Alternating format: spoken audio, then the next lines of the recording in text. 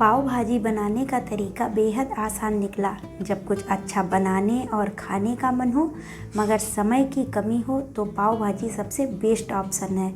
नमस्कार दोस्तों, मैं हूं सोनी और आप देख रहे हैं आपका अपना YouTube चैनल स्वाद रहेगा याद। दोस्तों, स्वाद और सेहत की रेसिपीज के सफ़र में इससे पहले कि हम आगे बढ़ें, फटाफट कर दीजिए वीडियो को लाइक। चैनल पर नए हैं तो सब्सक्राइब करके घंटी वाला बटन दबा दीजिए।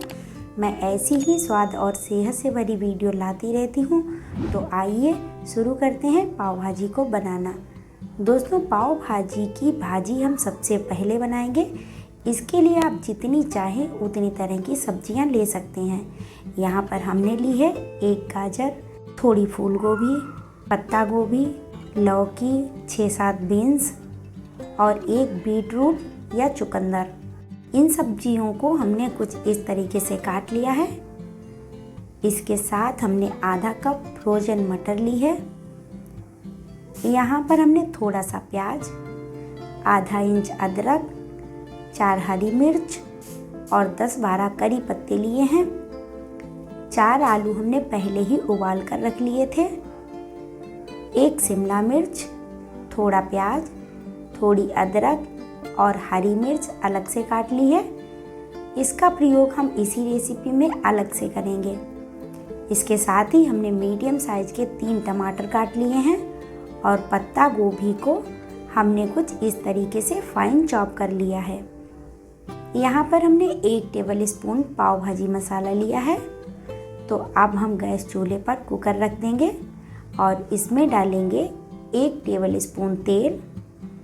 तेल के गर्म होते ही हम इसमें डाल देंगे आधा चम्मच जीरा और अदरक के हल्का सा गलने पर हम इसमें डालेंगे करी पत्ते। अब करी पत्ते हल्के से भून चुके हैं और तेल में इसकी महक आ गई है तो प्याज और हरी मिर्च भी डाल देंगे और इसको चला देंगे। इसको हमें सुनहरा नहीं करना है, बस हल्का सा ही तलना है। और अब हम इसमें डाल देंगे गाजर, पत्ता गोभी, चुकंदर, लौकी, बीन्स और इन सब सब्जियों को अच्छे से मिक्स कर देंगे। और अब इसमें डालेंगे 1 चम्मच धनिया पाउडर, आधा चम्मच हल्दी पाउडर, नमक स्वादानुसार और अब इसमें आधा कप पानी डालकर फिर से अच्छे से मिक्स कर देंगे और कुकर का ढक्कन लगाकर 2 सीटी आने तक इसको हम पकाएंगे। इधर हमने एक पैन में मटर और फूल गोभी ली है और इसमें थोड़ी सी हल्दी और नमक डालकर पानी डाल देंगे और इसको गैस चूल्हे पर रखकर 5 मिनट के लिए उबालेंगे। इसे कवर कर देंगे। इधर हमारी कुकर की सब्जियां गल चुकी हैं और इसकी गैस रिलीज हो गई है। तो इसका ढक्कन खोलकर इन सब्जियों को हम इस तरीके से मैश करेंगे। ध्यान रहे कि इसका हर हिस्सा बराबर मैश हो जाए, कोई टुकड़ा बड़ा या छोटा ना रहे। तो सब्जी मैश हो चुकी है। अब हम गैस पर पैन रखकर डालेंगे 1/2 टेबल स्पून तेल और इसमें डाल देंगे ढेर सारा मक्खन। यहाँ पर हमने तेल पहले इसलिए डाला है ताकि मक्खन जलेगा नहीं। तो अब हम डाल देंगे इसमें अदरक और इसको हल्का सा भूनने के बाद हरी मिर्च डालेंगे। इसके बाद 4-5 कली लहसुन की चॉप करके डाल देंगे और अब डाल देंगे प्याज।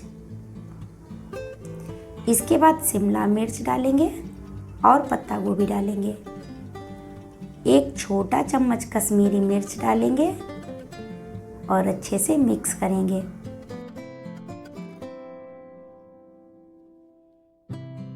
2 मिनट इसको ढककर पकाएंगे और अब डाल देंगे टमाटर।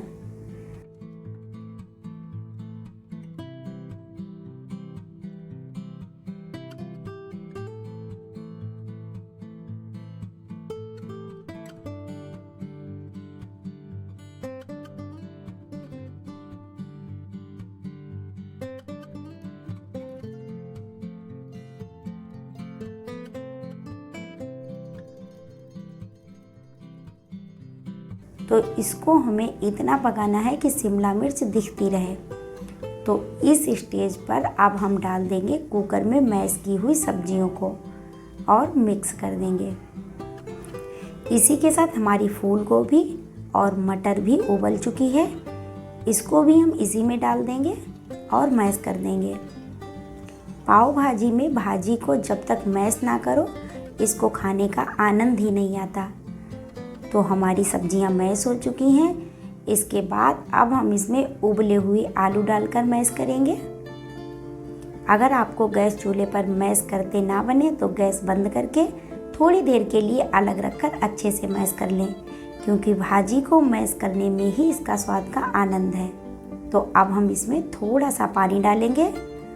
पानी आप अपने हिसाब से देख लें, भाजी ज़्यादा सूखी भी नहीं होनी चाहिए और इतना भी पानी ना पड़ जाए कि यह बिल्कुल सूप बन जाए। तो अब हम डाल देंगे नमक स्वादानुसार। भाजी लगभग तैयार है।